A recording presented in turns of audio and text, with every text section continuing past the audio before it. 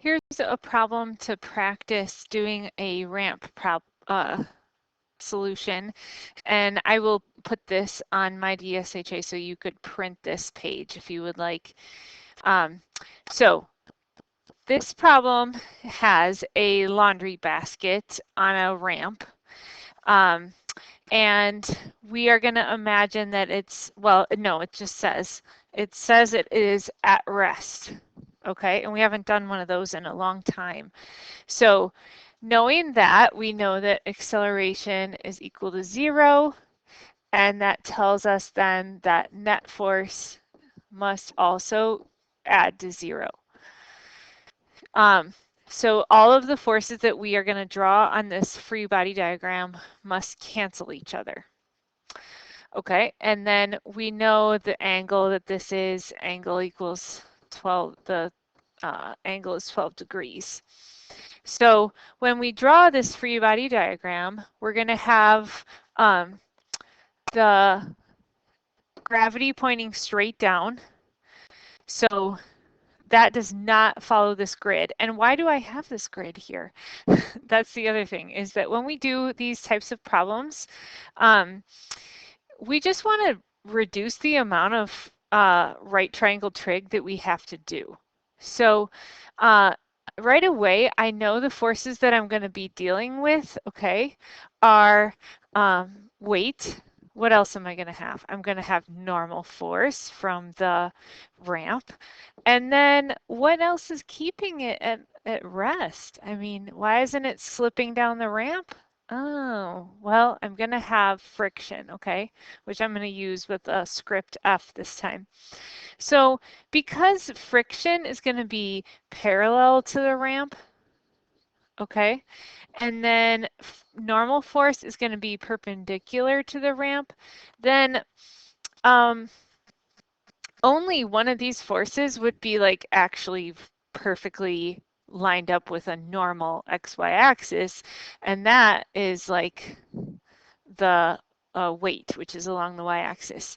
So in order to keep my trigonometry to a minimum, I might as well just shift my XY axis system, because then I would have the normal force and the force of friction. Those are kind of like lined up with an XY coordinate system that goes with the ramp.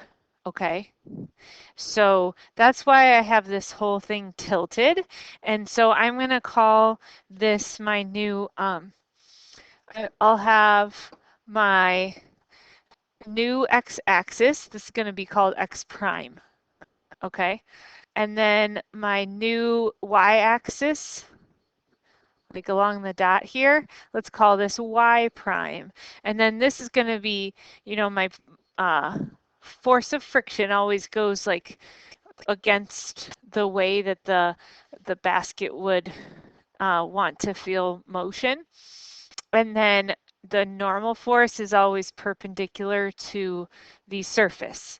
So that's the directions those will go in. And then I'll only have one force that isn't lined up, you know, on an axis.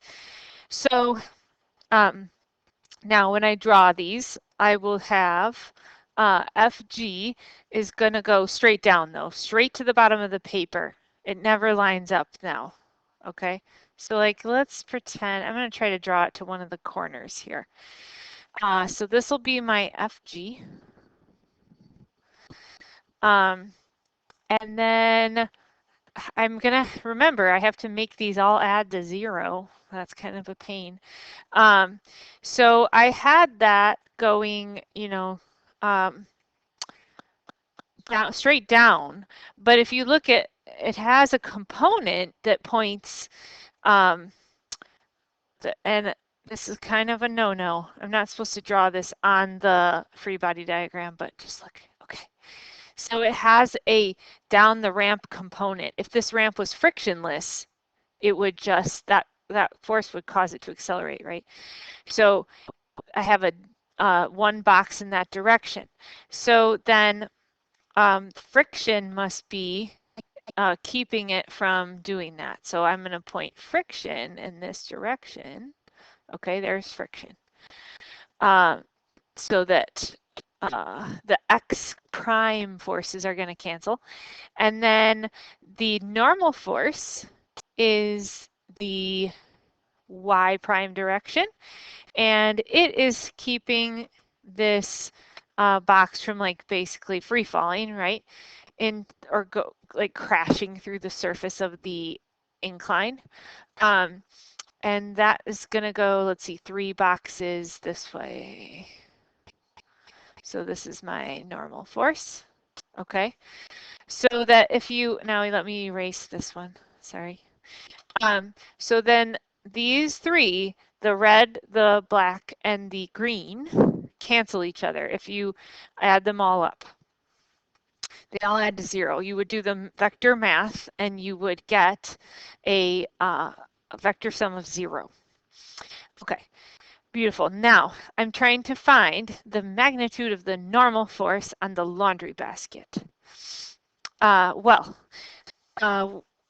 I know they all add to 0, and in this case, I know that I really only care about the y prime direction.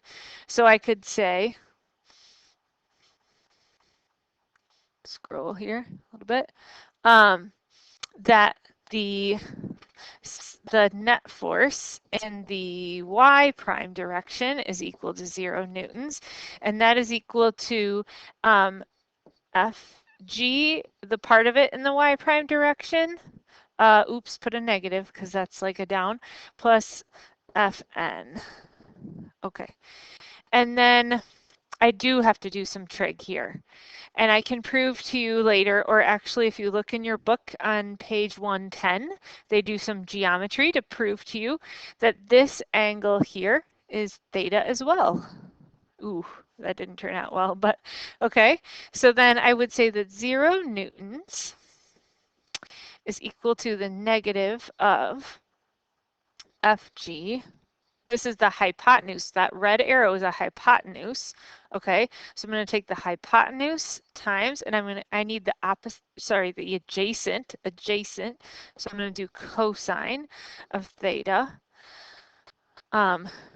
And that's the down, like on my y prime axis. And that cancels basically with the normal force, right? So then, I mean, if you just move this over, you're going to get Fg cosine theta equals Fn. And then this is Mg, which is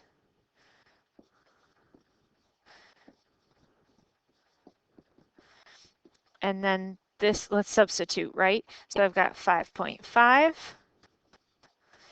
times 9.8 times cosine of 12 degrees. And let's find out what that is.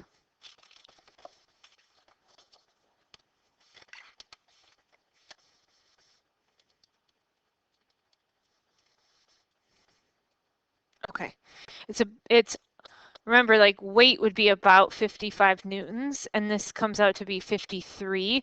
That makes sense because I wanted it to be mostly, that black arrow is pretty big. Like it's most of, that is a long side of this triangle. So then I get Fn is 53. Okay. And then I'm trying to find the force of friction. Well, that's going to be the other side, right? That's going to be this little side. So that's what's canceling the other component of gravity to keep the basket from accelerating down the ramp. So to be really anal about it, you know, I could say F net in the x prime direction is 0 newtons, which is equal to the sum of the forces in that direction. If I'm making down the ramp negative, I would say negative Fg x prime plus force of friction. And then I would add, oops,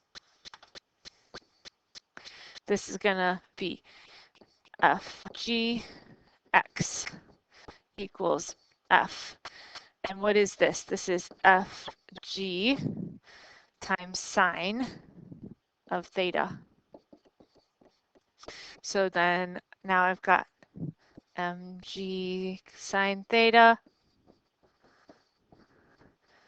which is 5.5, 9 times 9.8 times sine of 12 degrees.